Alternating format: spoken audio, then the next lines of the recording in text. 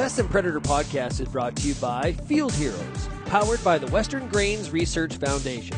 Whether you're a farmer, researcher, or educator, visit fieldheroes.ca to learn how beneficial insects can work for you. It's time for another episode of the Pests and Predator podcast. Joining us right now, based out of Lethbridge, it is Dr. Héctor Cárcamo. Dr. Cárcamo, it is great to chat with you. Great to talk to you too, Shaun. How are you? I'm doing pretty good. Yeah. How are things in the entomology world? Things are always busy and going well. There's no shortage of insects to study. Yeah. Well, today we're going to talk about lygus bugs. And, here's what I'm kind of interested in is the fact that when I look at kind of we were chatting before we started record here, should Western Canada introduce a new wasp from Europe to boost pest control, cut pesticide use, and strengthen the agro-ecosystem resilience? And this is something that you've been doing a lot of work on.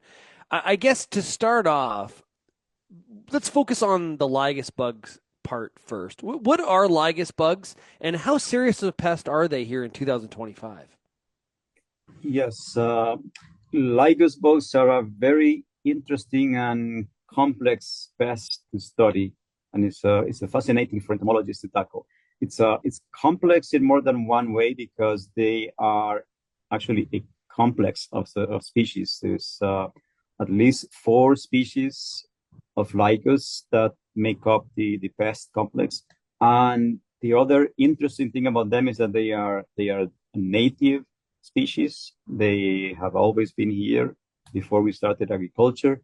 And the other fascinating thing is that they are very generalist as far as their feeding habits. They don't really care what you present to them. They will eat everything that produces a bud and a flower and a nice juicy seed. So they will eat everything. They even eat cereals, although it's not their favorite food. So they're very, very generalist. So they do represent a major threat to a lot of crops. And last year, I started to update the potential economic impact that lygus have on agriculture in the prairies. And so far, we only had some very rough estimates of, like 5 million to 140 million. So I tried to put a little bit more numbers into that guesstimate, and it's still a guesstimate, but I used the Western Committee of Crop Pest reports where they give approximate acreages that are sprayed every year in the prairies. And I came up with a figure, which again is a guesstimate, but I figured it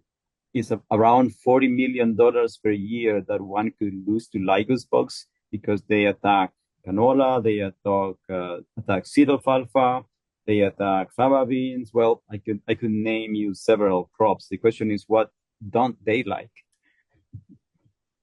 So, is it needed for us to use some sort of form of biological control with an exotic pest like this wasp? That's I guess that's the $1 million question. Do we need an extra wasp to control it? And we are wrestling with this question. I have to confess to you that I am still thinking about it and trying to read more, understand more, interpret the data that we have.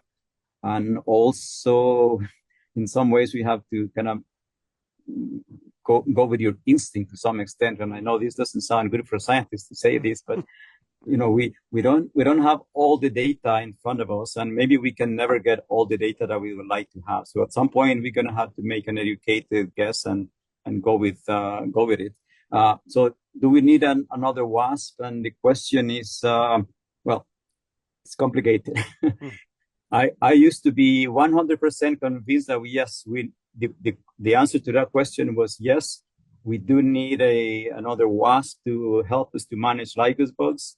And I wasn't alone. We had, I don't know, a dozen scientists throughout Canada, in Eastern Canada, in Western Canada, studying lygus and looking at the possibility of relocating this parasitoid, which, by the way, this wasp called Peristinos digonurus, sorry, it doesn't have a common name.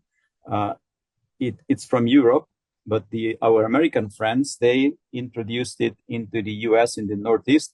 They released it there in the late 70s, 80s. It became established. It did a great job controlling lygus bugs there. And the wasp actually migrated to Canada on its own without anybody moving it around. It just by itself. It moved into Quebec, Ontario, and it was established there. And it was kind of a funny story. Scientists there were actually studying the possibility of relocating it from the US to Canada, right? And while they were doing all the lab studies and thinking about it and doing the baseline data, which is good, we need to get baseline information on what we have. Baseline information means getting the data, the information on the native species that we have here in terms of the lygus bugs, because there are more than pest lygus species. Also, there are lygus that are just eating other plants. They're not pests, and we don't want to have a major impact on them. And there are also native wasps that attack lygus bugs. In Quebec, they have something called Lyophron and also native Peristinos. Anyway, the ecologists there, entomologists there were doing all these studies, to consider introduction of Peristinos digonurus, and it came to the back door and it got established there. So now we have it there in Eastern Canada also. So I used to be convinced by themselves that yes, we do need an extra wasp because the ones that we have in Western Canada are not doing the job. But in 2021, we had that huge heat dome, and we had lygus outbreaks everywhere. We had an explosion of lygus bugs almost in every crop, from greenhouses in Quebec, plantations of horticultural crops everywhere, and field crops here. Lygus were everywhere. So after that year, we actually have found that one of the native Peristina species that we have in Alberta, in the prairies in Western Canada, called Peristinus howardi or howardi. Yeah. That species now has found the lygus in canola even, and in every crop, and it seems to be attacking them there now at fairly good rates. It used to be that we would find almost 0% parasitism of lygus in canola before 2021, and we've been doing these studies for the last 20 years. And now, after that huge explosion of lygus bugs everywhere, it looks like the parasitoids finally found them and have moved into these crops. So I am not entirely sure now that we do need this wasp. I'm still leaning towards relocating it, because despite the effect of this native wasp, the lygus are still a pest, and people are still spraying a lot of insecticides for lygus in canola, even though we have this. But this is a fairly new event that we're witnessing now. So perhaps we need to wait a couple more years and see if this Peristinus howardi is going to be a permanent feature of the assembly of insects. And it might be that it may help us to control it without needing to relocate these exotic species. So I assume one of the strategies here, Dr. Cárcamo, is to enhance the populations of the native natural enemies of the lygus bug. Are there things that we can do to build those populations and maybe their aggressiveness on the lygus bug? Yes, there are things that we can do to conserve natural enemies. And this strategy applies to not just natural enemies like predators and parasitoids, but also pollinators and insects that help us recycle nutrients to maintain a diverse community of insects and spiders, arthropods. And one thing that I like to mention very often is to follow economic thresholds. We spend a lot of time and a lot of effort developing, validating, coming up with thresholds that guide producers to spray insecticide only when they absolutely have to spray them. That's one kind of a relatively easy thing that growers can do. If you become familiar with the beneficial insects, so when you take your sweep sample, you get your 10 sweeps and you count all the lygus and the aphids and the pests. Also pay attention to the beneficial insects that you have in that sweep net, because it could be, and yes, we still have a lot of work to do to get the exact relationships of how many ladybird beetles or how many friendly insects you need in that sweep net to control the pest. But if you see a lot of them, maybe you don't need to spray for lygus bugs or the pest, even if the numbers are close to threshold. So that's one thing you can do. There are other things that you can do, and you can get quite creative about this. For example, we know that even though lygus bugs are very generalist, right, that they will eat everything, they actually do have subtle preferences. So if you have, for example, fava beans peas and you have canola and safflower, not many people plant, or sunflowers, you find that the lygus bugs will not distribute themselves evenly throughout that landscape of crops. They will show a preference and they will probably go for canola first. So you could start planting strips of crops, or plant borders, or well, lygus bugs probably would be easier to plant your trap crop through the middle of the field because they are very mobile and they don't really come to the crop like a cave seaport weevil or flea beetles, that you see the edges becoming inundated and there's a higher concentration of insects along the borders. Lygus, they come more like rain, but they do move a lot. So you could potentially start doing things like that. And also combining these natural enemies that some of them have certain preferences for flowers also because they need to fuel up. The adult wasp will have to eat some nectar they use as food, and then they will produce more eggs, and then they can fly farther and they can live longer. So it is possible to start combining these things, but it becomes quite a juggling game where you have to kind of have a lot of knowledge about the biology of the insects, their food preferences, combining the right kinds of crops and plants. So it is possible to do it, but it's not easy. So if this wasp was introduced, is it guaranteed that it's going to do what it's supposed to do? I like the fact that you use the word guaranteed, and there's nothing is guaranteed in life, Shaun. Absolutely nothing, and especially when it comes to biological interactions with insects, I'm afraid that we cannot guarantee that. And I guess that's what you probably would like it. Like if we could introduce this wasp, and there's yes, we're going to guarantee it, and first of all, yes, it's going to become established. And yes, it's going to only attack and control the lygus bugs. And no, it's not going to cause any negative effects. It's not going to attack any other non-pest lygus bugs. It's not going to affect the native species. Well, I'm afraid that's not going to be the case. Yeah. Every time we do anything, there is some risk involved, right? Like every time you leave your home and go driving outside, you're taking a risk. So if we decide to do this, and luckily, I'm not going to be the one making the decision by myself. My colleagues in biocontrol programs in Canada have come up with a framework or a process that would allow us to have some peer review and kind of democratize the process of making this decision, which I think is a good idea. But I can guarantee you that the wasp will also attack other lygus species that are not pests because we already know that they attack any species in the lygus. So the good news is that we don't have a lygus species that is endemic to the prairie ecozone. That means that the lygus that we have here, they also occur in other areas. So even if we reduce them in this area, they're still going to survive in other areas and hopefully continue moving in.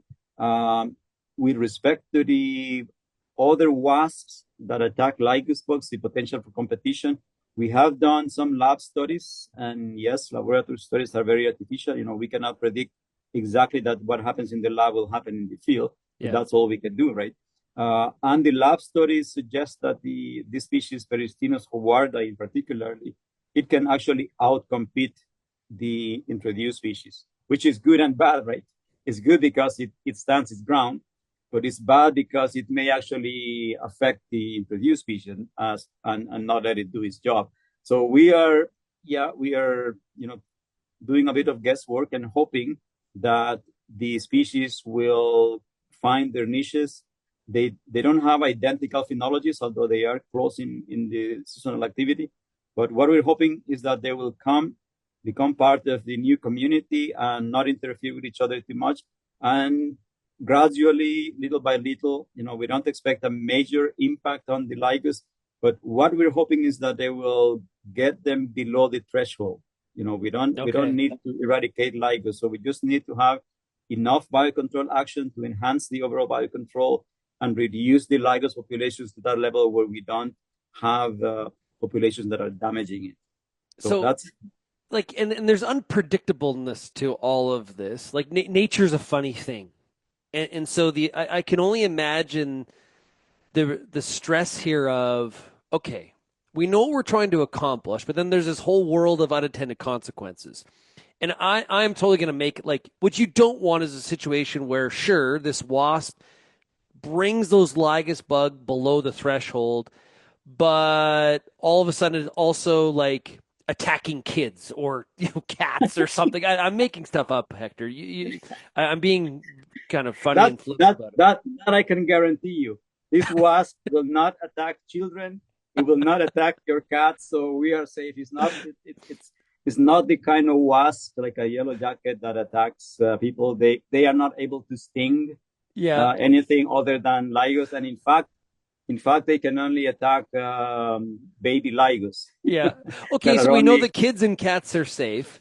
yes. So, but there has to be risks, and once you introduce a species that is not native to an area, pretty hard to go back, right? And so then you got It's to live with that consequence of that decision. So, what are the risks that you've identified here? Yeah, so there are some risks. We're not going to hide that fact. There is a small risk that it will attack non-target lygus bugs because they do attack them. Um, but they in studies that have been done in Europe, they found that they tend to attack mostly the pest species. The impact, the realized ecological impact or the real life result is that they only attack or they mostly attack the pest species. They don't seem to go after the non-pest species, and that's probably because they also have preferences for the plants that they're on. So if they, for example, these Peristinus digonudos, they like going to the forage crops like alfalfa, Yep. clover, and it seems that they also go into the brassicaceae crops there, although there's Mm. not a lot of data, but from information, we're doing some studies in Quebec with my colleague Jean-Pierre Laprie. She found that in canola, they do have some parasitism, and it's by that species. Not very high levels, because they have very low levels of lygus and parasitism last year. And who knows, maybe that's because the parasitoids there have already done their job and they brought down populations to low levels. Who knows? We don't have long-term monitoring data for that. So there are risks. As far as displacing the native parasitoids, I don't see a major risk there because it looks like the peristinos that we have are pretty good at competing with it. And the other reason is that our peristinos, they seem to be more generalist. They have other hosts. For example, we find the native peristinos in the Phocoris alfalfa plant bugs at very high numbers, and it doesn't look like the exotic species goes after other species. So I think the risks are low. So I think we might. I will write this. It's like a petition, like a mini petition, Yep. where I put all the cards on the table, all the risks, all the benefits, what might happen, what we know and what we don't know, and what we would like to know. And in the end, I guess it will come down to Yeah. what our peers and also the stakeholders. I think we also need to consult the canola growers, flax, mustard growers. I'm sure they would like to have these species there to help them control lygus. And you need to look at the other side of the coin also, right? Yeah. If you're a farmer, right? If your house and your children are living in the farm and you have planes that are spraying insecticide around you, you probably would like to avoid that risk of having to be exposed to a lot of insecticides. So even if this parasitoid wasp causes a major reduction in the native insects that we have, is that a risk worth accepting if we have a potential to reduce the amount of pesticide that we have in an area? So some tough questions. Absolutely. Well, hey, I really appreciate you breaking this down for us and walking us through, kind of the why and the benefits, the risks, and trying to sort out that math equation and just kind of the research and the science that goes into a decision like this. So Dr. Cárcamo, thank you so much for joining us here today on the Pest and Predator podcast. Please take care. I hope you enjoyed this episode of the Pest and Predator podcast. It's brought to you by Field Heroes, powered by the Western Grains Research Foundation. Visit fieldheroes.ca to learn how beneficial insects can benefit your farm.